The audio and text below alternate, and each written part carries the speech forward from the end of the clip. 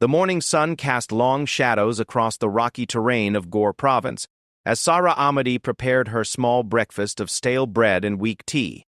At 23 years old, she had already lived through more hardship than most people experience in a lifetime. Her weathered hands, scarred from years of manual labor, trembled slightly as she poured the tea into a cracked ceramic cup that had belonged to her grandmother. Sara lived in a small mud-brick house on the outskirts of Chagcharan, the provincial capital. The structure was modest even by local standards, with walls that leaked during the harsh winter months and a roof that required constant repair. Despite its humble appearance, this house represented something precious to Sara. It was her sanctuary, the one place where she could exist without the constant weight of judgment and fear that followed her everywhere else. The young woman had been born into a world that seemed determined to crush her spirit from the very beginning. Her father, Mahmoud Ahmadi, was a strict traditionalist who viewed daughters as burdens to be managed rather than children to be cherished. Her mother, Fatima, had died during childbirth when Sara was only 7 years old, leaving her to navigate the complexities of Afghan society without the protection and guidance that only a mother could provide. Growing up in rural Afghanistan during the late 1990s meant living under the harsh rule of the Taliban, where women were forbidden from attending school, working outside the home, or even leaving their houses without a male relative as an escort. Sara watched helplessly as her dreams of education and independence were systematically stripped away, replaced by an existence defined by silence and submission. Despite the restrictions imposed upon her, Sara possessed an unbreakable spirit that refused to be contained. She secretly taught herself to read using an old Quran that her mother had hidden beneath loose floorboards, practicing by candlelight long after the rest of her family had fallen asleep. This clandestine education became her lifeline, a connection to a world beyond the suffocating confines of her prescribed role as a woman in Taliban-controlled Afghanistan. When Sara turned 18, her father arranged her marriage to Rashid Karimi, a man 20 years her senior who owned a small shop in the village center. The arrangement was purely transactional. Rashid needed a wife to manage his household and bear his children, while Mahmoud needed to fulfill his obligation to find his daughter a husband before she became too old to be considered marriageable. The wedding ceremony was a somber affair, conducted according to strict Islamic customs with men and women celebrating in separate rooms. Sara wore her mother's wedding dress, a simple white gown that had yellowed with age, and tried to imagine what her life might have been like under different circumstances. As she was led to her new home, she carried with her only a small bundle of possessions, and the hidden Quran that had become her most treasured possession. Rashid proved to be a cold and demanding husband, who viewed Sahra as little more than an expensive piece of property. He expected her to maintain his household with perfection, prepare elaborate meals despite their limited resources, and submit to his will without question or complaint. Any perceived failure on her part was met with harsh criticism and increasingly physical punishment. The isolation in her new home was overwhelming. Rashid's house was located on the outskirts of town, far from the modest social connections Sara had maintained with other women in her father's neighborhood. Her husband rarely permitted her to leave the house, even for essential errands, preferring to handle all external affairs himself. This forced seclusion left Sahira with endless hours to contemplate her circumstances and dream of escape. As months turned into years, Sahara's situation became increasingly desperate. Rashid's demands grew more unreasonable, and his temper became shorter and more violent. He began accusing her of imaginary transgressions, claiming that she was lazy, disobedient, and bringing shame upon his family name.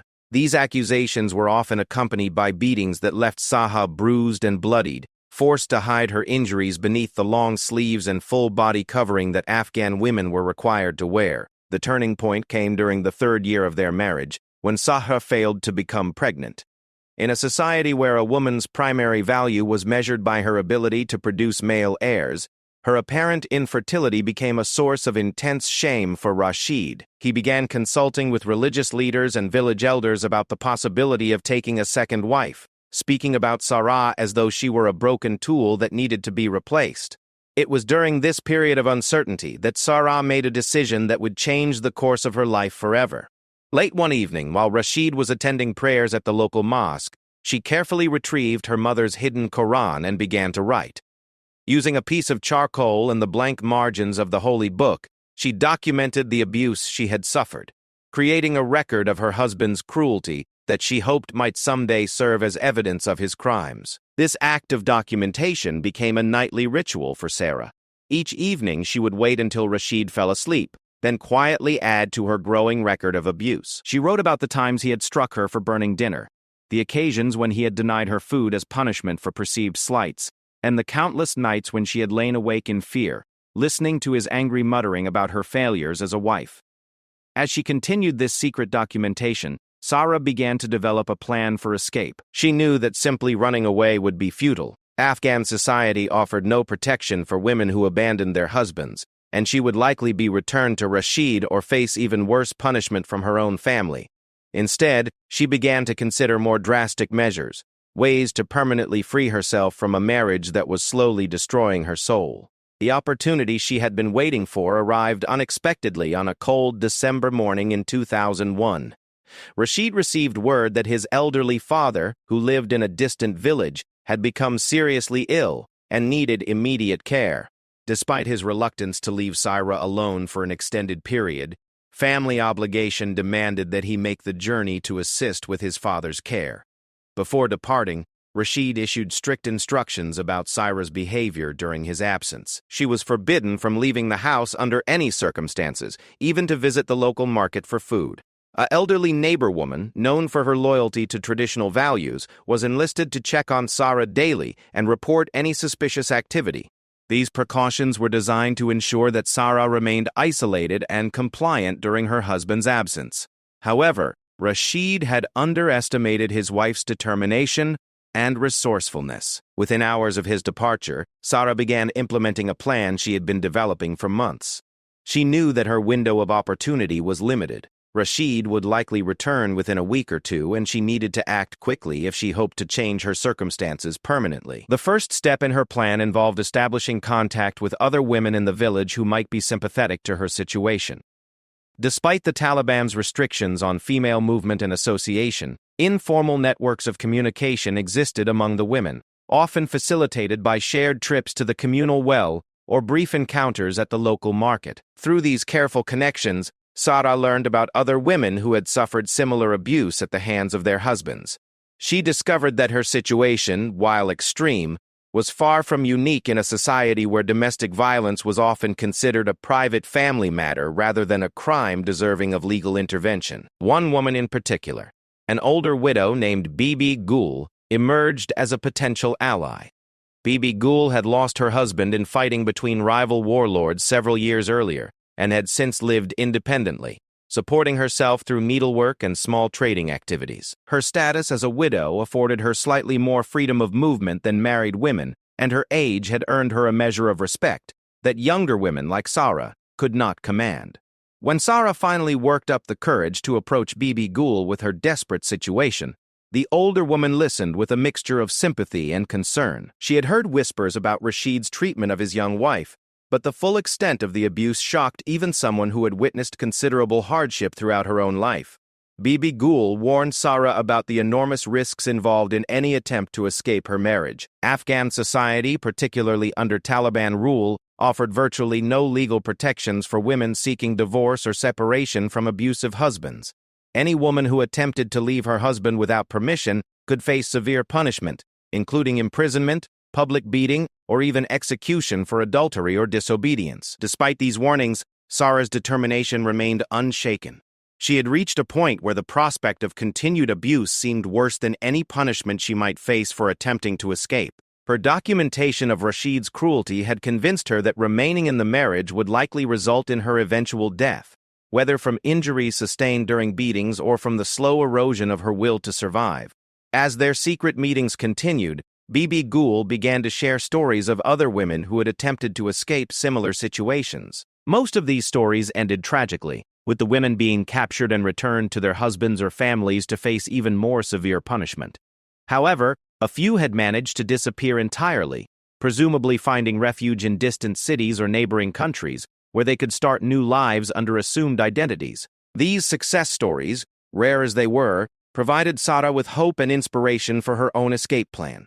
She began to envision a life beyond the confines of her village, perhaps in Kabul or even across the border in Iran, where she might be able to work and support herself independently. The prospect of such freedom seemed almost too wonderful to be real, but it gave her strength to continue planning, despite the overwhelming odds against success. However, fate would soon intervene in ways that neither Sarah nor her allies could have anticipated. Her carefully laid plans for escape would be overshadowed by events far more dramatic and dangerous than anything she had imagined. The choices she was about to make would test not only her courage and determination, but also her very will to survive in a world that seemed determined to destroy her. As Rashid's absence stretched into its second week, Sarah felt the weight of anticipation and fear growing heavier with each passing day. She knew that time was running out, and soon she would need to act decisively if she hoped to change the course of her life. Little did she know that the most challenging chapter of her story was about to begin, and that her true test of survival lay not in escaping her current circumstances, but in literally clawing her way back from the depths of the earth itself. Rashid returned from his father's village earlier than expected, arriving under the cover of darkness on a bitter February night when the mountain winds carried the promise of snow. His father had recovered more quickly than anticipated, but Rashid's early return was driven by something far more sinister than familial duty. During his absence, whispers had reached him through the intricate network of village gossip about his wife's unusual behavior. The elderly neighbor woman, who had been tasked with monitoring Sarah's activities, had reported seeing unfamiliar figures near the house during evening hours. While she couldn't provide specific details about these visitors, her suspicions were enough to plant seeds of doubt and rage in Rashid's mind. In a society where a woman's honor was considered the foundation of a family's reputation, even the suggestion of impropriety was enough to trigger devastating consequences. When Rashid burst through the door of his house that night, Sarah was sitting by the dying embers of the cooking fire, mending a tear in one of his shirts. The sight of her husband's face, twisted with fury and suspicion, filled her with a terror unlike anything she had experienced before. She had seen him angry many times, but this was different. This was the expression of a man who believed his honor had been fundamentally violated. Without warning or explanation, Rashid struck Sarah across the face with such force that she tumbled backward into the wall. The ceramic cup she had been holding shattered against the stone floor, its fragments scattering across the room like tiny stars. Before she could recover from the initial blow, Rashid was upon her, his hands wrapped around her throat as he screamed accusations in her face. He demanded to know about the visitors who had been seen near their house, convinced that Sarah had been conducting illicit relationships during his absence. No amount of denial or explanation could satisfy his rage.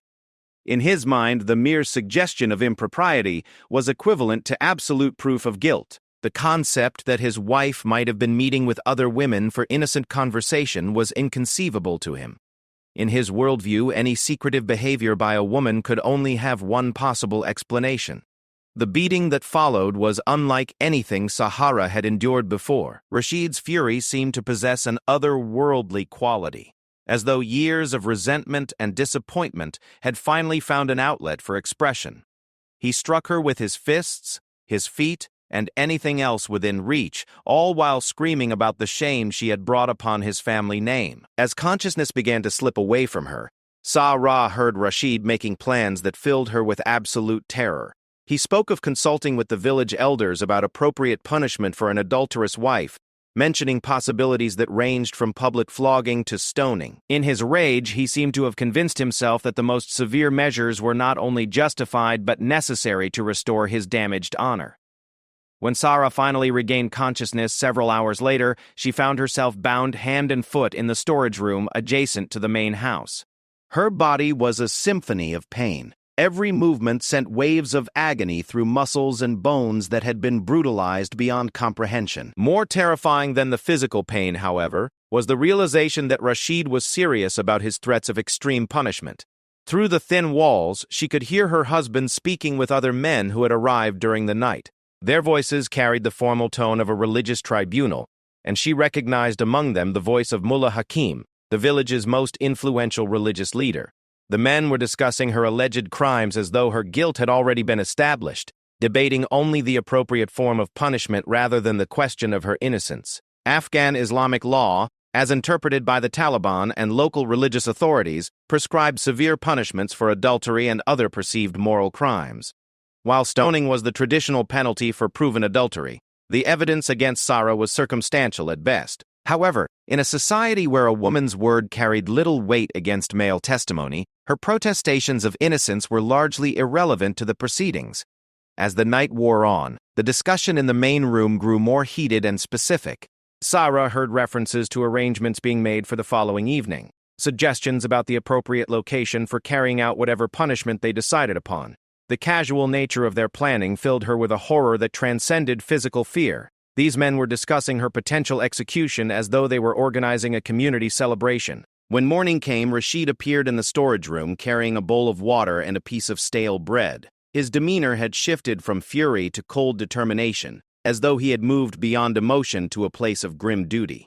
He informed Sara that the religious council would convene that evening to formally hear the evidence against her and pronounce judgment. The mockery of a trial that followed was a foregone conclusion from its very beginning. Sara was brought before a gathering of village elders and religious leaders who had already decided her fate based on nothing more substantial than neighborhood gossip and her husband's accusations. The proceeding was conducted entirely in accordance with their interpretation of religious law, which afforded her no meaningful opportunity to defend herself or present contradictory evidence. Mullah Hakim served as the primary judge, delivering a lengthy sermon about the importance of moral purity and the devastating consequences that result when women stray from their prescribed roles. He spoke about adultery as a cancer that could destroy the entire social fabric of their community, requiring swift and decisive action to prevent its spread to other families.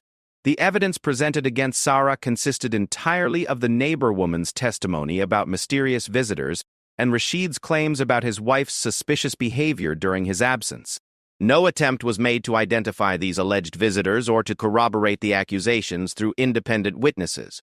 In the twisted logic of the proceedings, the very fact that Sara had been accused was sufficient proof of her guilt. When given the opportunity to speak in her own defense, Sara attempted to explain the innocent nature of her interactions with other village women.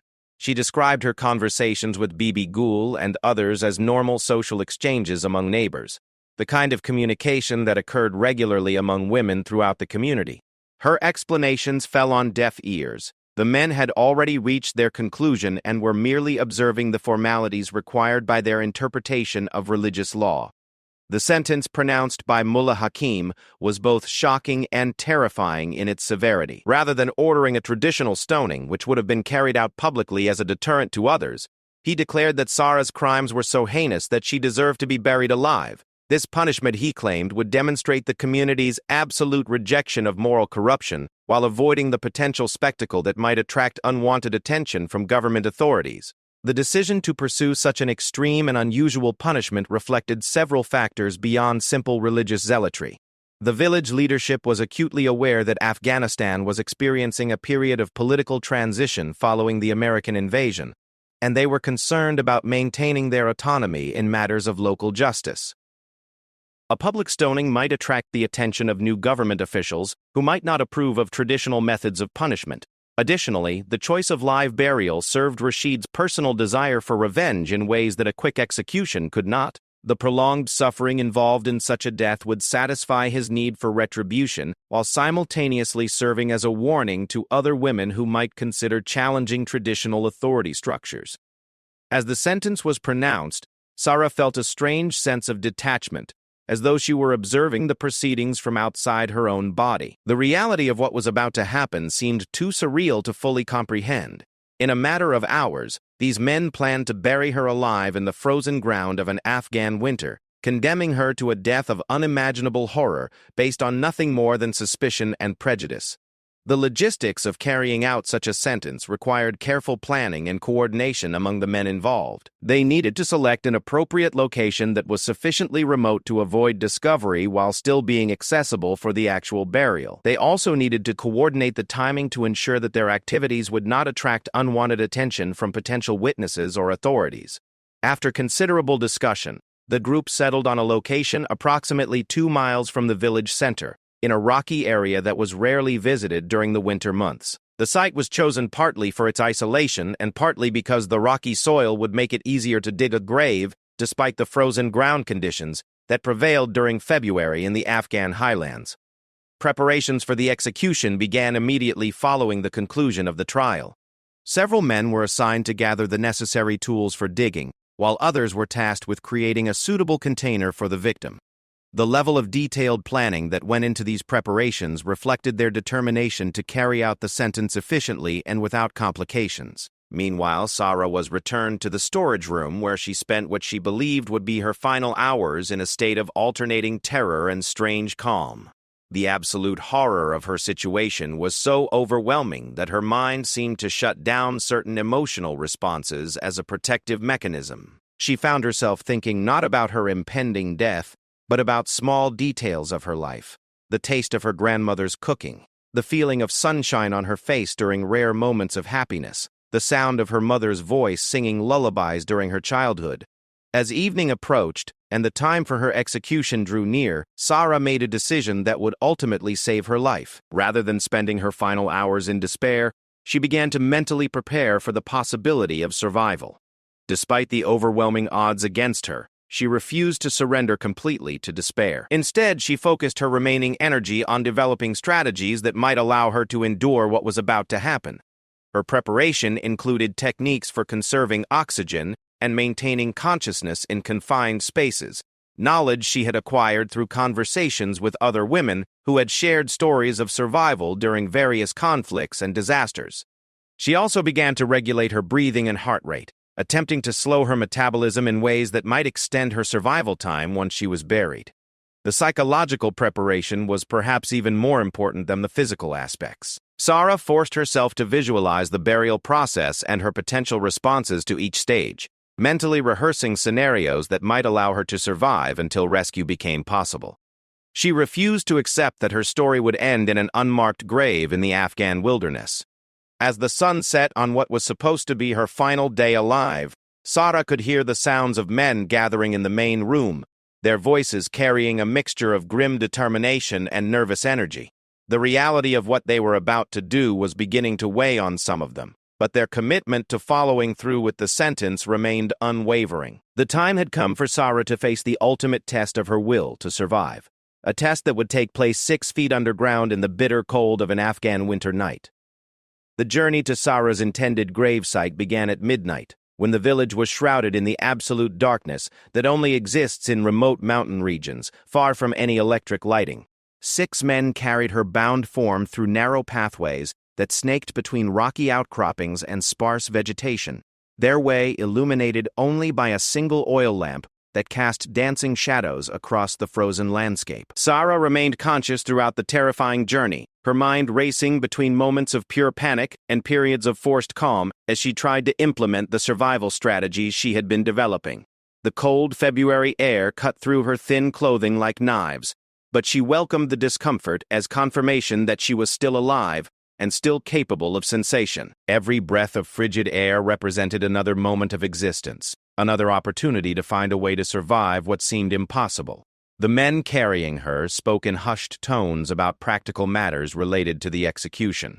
They discussed the depth required for the grave, the type of soil they would encounter, and the amount of time needed to complete their grim task before dawn. Their casual treatment of these details revealed how completely they had dehumanized her. She had become nothing more than a problem to be solved, rather than a human being whose life was about to be extinguished. When they finally reached the chosen location, Sarah could see that considerable preparation had already taken place.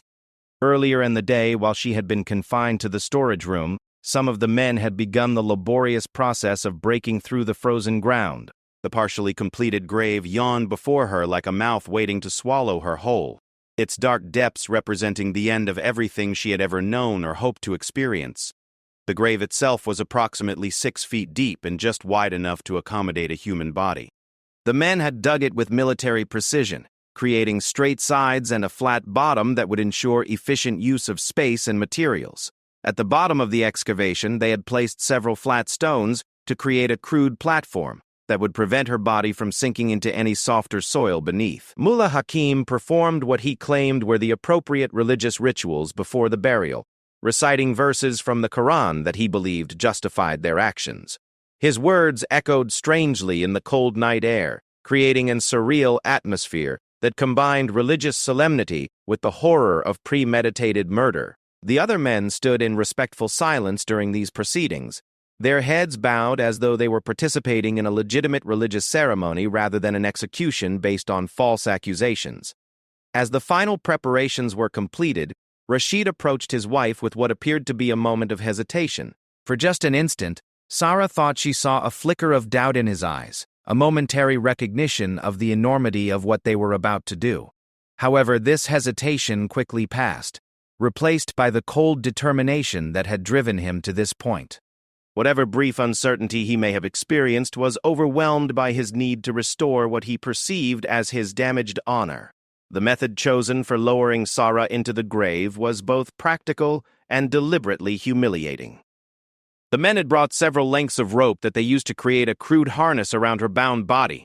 This system allowed them to control her descent into the pit while ensuring that she remained properly positioned for the burial. The ropes cut into her already injured flesh, adding physical pain to the psychological torment of her situation. As she was lowered into the grave, Sarah experienced a level of terror that she had never imagined possible. The walls of earth rose around her like the sides of a tomb, blocking out first the distant mountains, then the stars, and finally even the flickering light of the oil lamp. By the time she reached the bottom of the pit, she was surrounded by complete darkness, with only the sound of breathing and muffled voices from above to remind her that the world still existed beyond her earthen prison. The stone platform at the bottom of the grave was slightly larger than her body, providing just enough space for her to lie flat with her arms bound tightly against her sides. The stones were ice cold against her back, and she could feel moisture from the frozen ground beginning to seep through her thin clothing. The physical discomfort was intense, but it served to focus her mind on immediate survival needs rather than the overwhelming horror of her situation. Before beginning to fill in the grave, the men lowered a wooden board that they placed approximately 18 inches above Sarah's body. This board was intended to prevent large clods of earth from crushing her immediately, while still ensuring that she would eventually suffocate as soil accumulated around the edges and filtered down into the space where she lay. The placement of this board represented a deliberate choice to prolong her suffering rather than providing a quick death.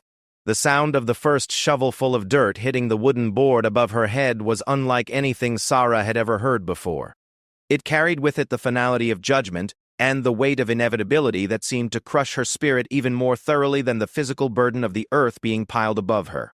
Each subsequent impact of soil against wood marked another step toward what everyone present believed would be her inevitable death.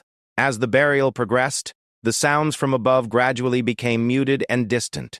The voices of the men carrying out the execution faded to indistinct murmurs, then to occasional whispers, and finally to complete silence as the grave was filled and the ground above was carefully restored to appear undisturbed. Within less than an hour, all external evidence of what had taken place at this location had been eliminated.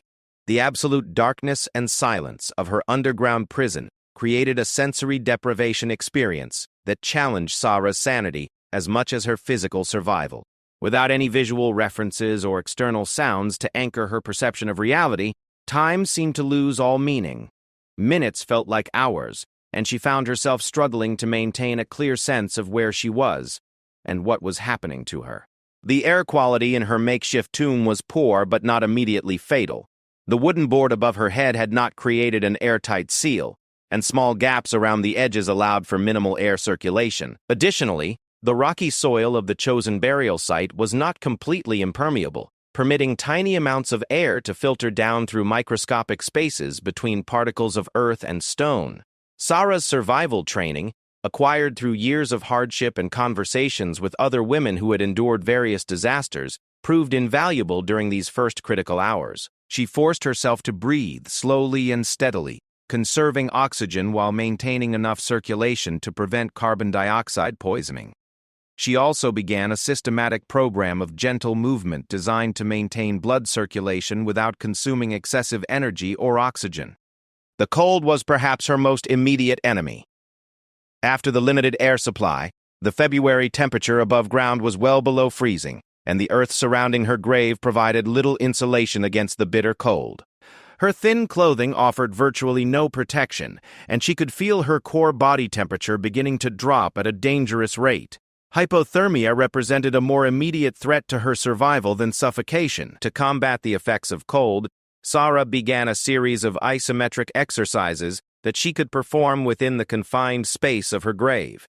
She systematically tensed and relaxed different muscle groups, focusing particularly on her core and extremities, where heat loss was most rapid. These exercises served the dual purpose of generating body heat and maintaining muscle function in case an opportunity for escape presented itself. The psychological challenge of her situation was enormous. The knowledge that she was buried alive, presumed dead by everyone who had witnessed her execution, created a level of despair that threatened to overwhelm her will to survive. She found herself battling not only the physical challenges of her environment, but also the mental anguish of believing that her situation was hopeless. To combat this despair, Sarah began to focus on small, achievable goals rather than the overwhelming challenge of somehow escaping from her grave. She set targets for maintaining consciousness for specific periods of time, for completing certain numbers of breathing cycles, and for performing her exercise routines. These incremental objectives provided structure and purpose that helped prevent her mind from surrendering to panic or despair. As the hours passed, Sarah became aware of subtle changes in her environment that suggested the burial had not been as complete or permanent as her executioners had intended. The wooden board above her head occasionally creaked and shifted slightly, indicating that the weight of soil above it was not evenly distributed.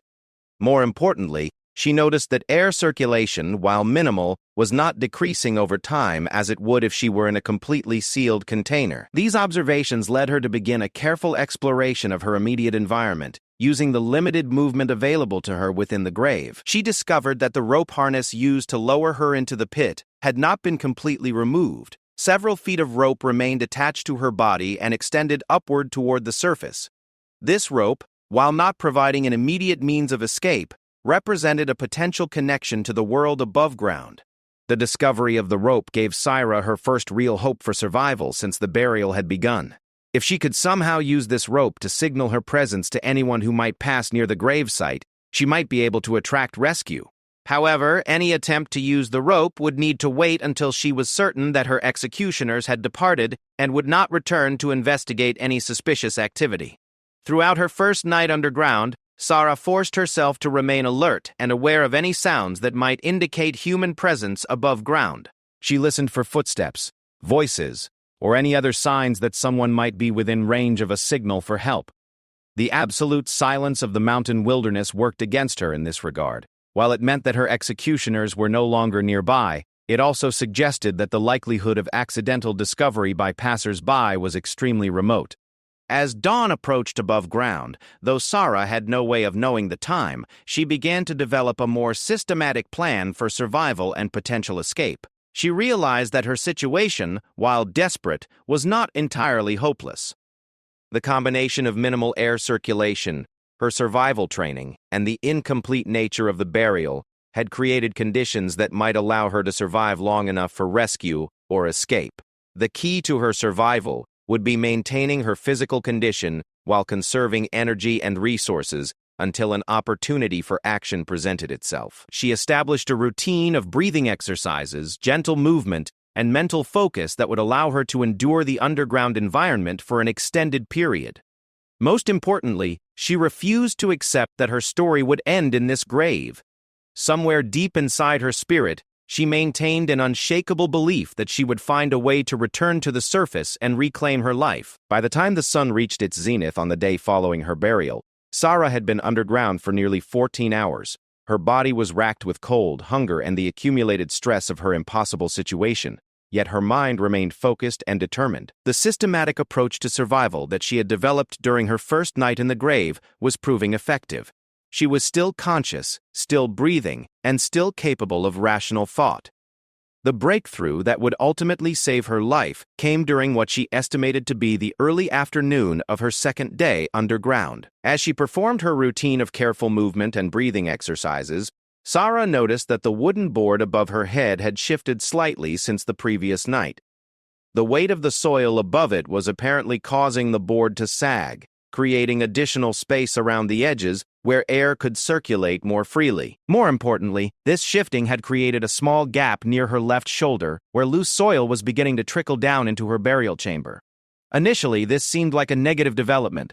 The gradual accumulation of soil in her limited space would eventually make her situation even more cramped and dangerous. However, Sarah quickly realized that this gap might also represent her first real opportunity for escape. Using movements so subtle that they would not disturb the delicate balance of soil and timber above her head, Sarah began to explore the gap with her fingers. She discovered that the soil in this area was loose and sandy, rather than the densely packed earth that surrounded the rest of her grave.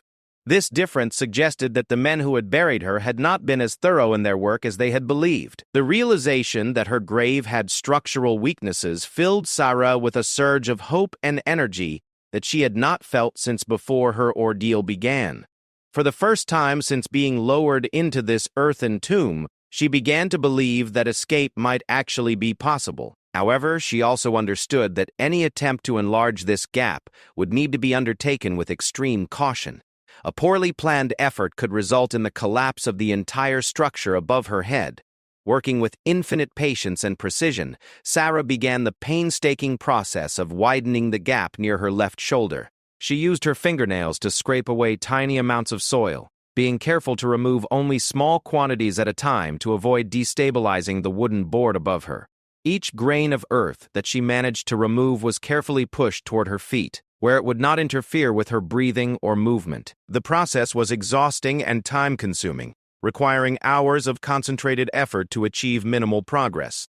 Her fingernails were soon torn and bleeding from scraping against stones and frozen earth, and her shoulder and arm muscles ached from the constant repetitive motion required to remove soil from the gap. Despite these physical challenges, Sarah maintained her focus and determination, understanding that this might represent her only chance for survival.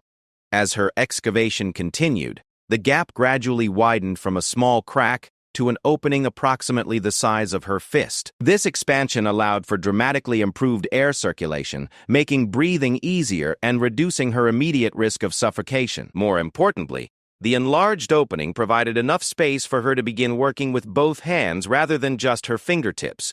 The improved access allowed Sarah to accelerate her digging efforts significantly. She discovered that much of the soil directly above the wooden board was loose fill that had been hastily thrown into the grave rather than carefully packed.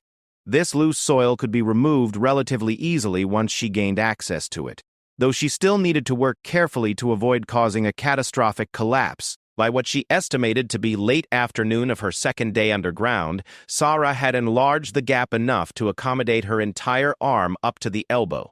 This achievement represented a major milestone in her escape effort. She was now able to dig more efficiently and to remove larger quantities of soil with each effort. However, she was also becoming acutely aware that her physical condition was deteriorating rapidly. The combination of cold, dehydration, and physical exertion was taking a severe toll on her body. Her hands were numb from cold and injury, making fine motor control increasingly difficult. Her energy levels were dropping rapidly due to lack of food and the enormous physical demands of digging through frozen earth with nothing but her bare hands. Most critically, she was beginning to experience episodes of dizziness and disorientation that suggested the onset of serious hypothermia. Understanding that time was becoming her enemy, Sarah made the decision to accelerate her escape attempt even if it meant accepting greater risks. She began removing soil more aggressively, accepting the possibility that her actions might cause partial collapses that could worsen her situation. The calculation was simple. Continuing to dig slowly and safely would likely result in her death from exposure before she could complete her escape, while attempting a faster and riskier approach at least offered the possibility of success. Her more aggressive digging technique soon yielded dramatic results. Within several hours, she had managed to create an opening large enough for her to push her head and shoulders through. For the first time in more than 36 hours, Sarah was able to see natural light filtering down through the soil above her head, the sight of daylight. Even the dim and filtered illumination that penetrated through several feet of earth filled her with indescribable joy and renewed determination. The final phase of her escape required Sarah to solve what seemed like an impossible puzzle: how to extract her entire body through an opening that was barely large enough to accommodate her head and shoulders.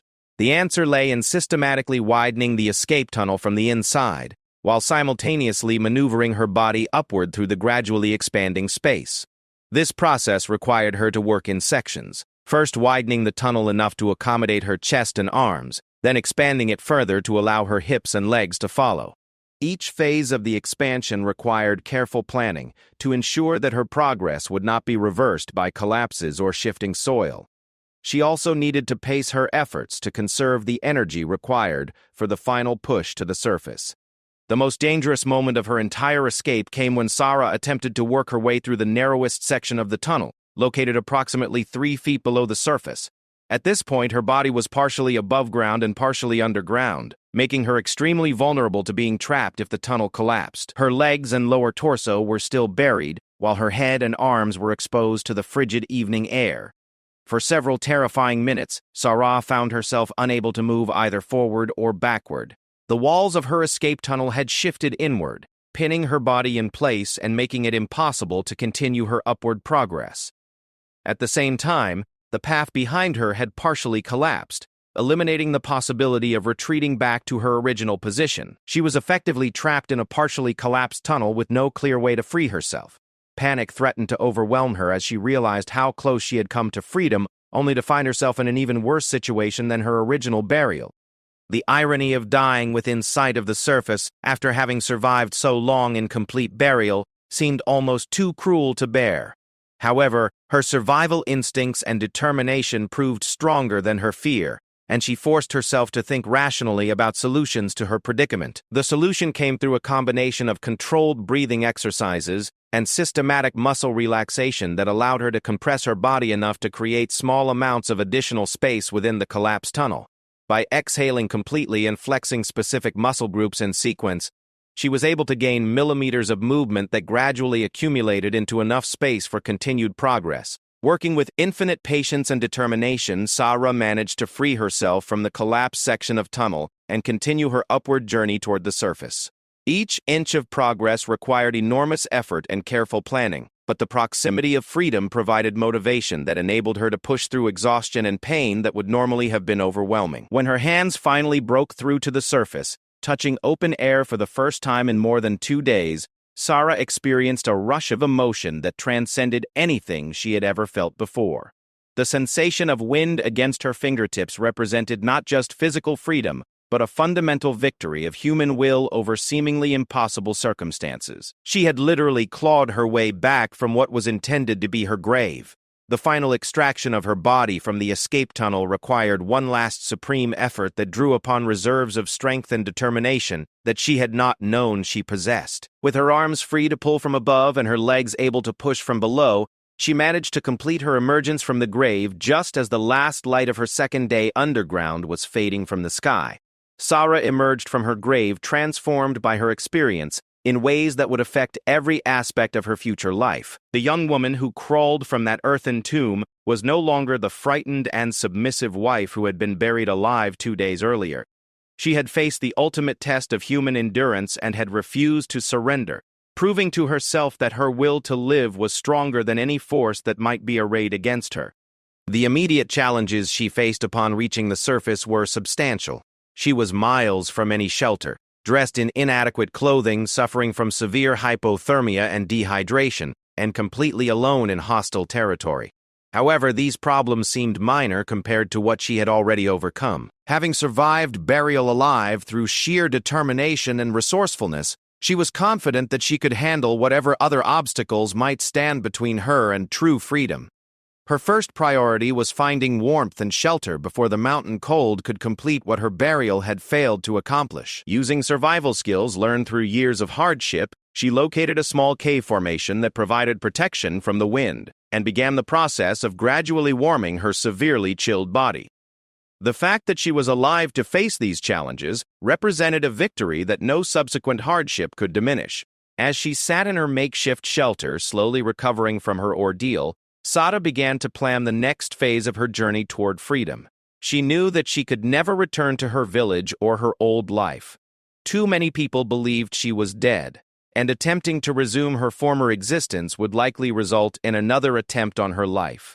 Instead, she would need to create an entirely new identity and find a way to survive in a world that offered few opportunities for women like herself. The experience of being buried alive had taught Sarah that she possessed inner strength and resourcefulness that could carry her through even the most impossible circumstances. Armed with this knowledge and driven by an unshakable determination to build a meaningful life for herself, she set out into the Afghan wilderness to begin the next chapter of her remarkable story of survival and renewal. Her escape from the grave was not just a physical resurrection, but a spiritual and emotional rebirth that would enable her to become the architect of her own destiny. The woman who had been buried as a victim emerged as a survivor who would never again allow others to determine the value or direction of her life. In refusing to stay in the ground, Sarah had not only saved her own life, but had also created the foundation for a future defined by freedom, dignity, and hope.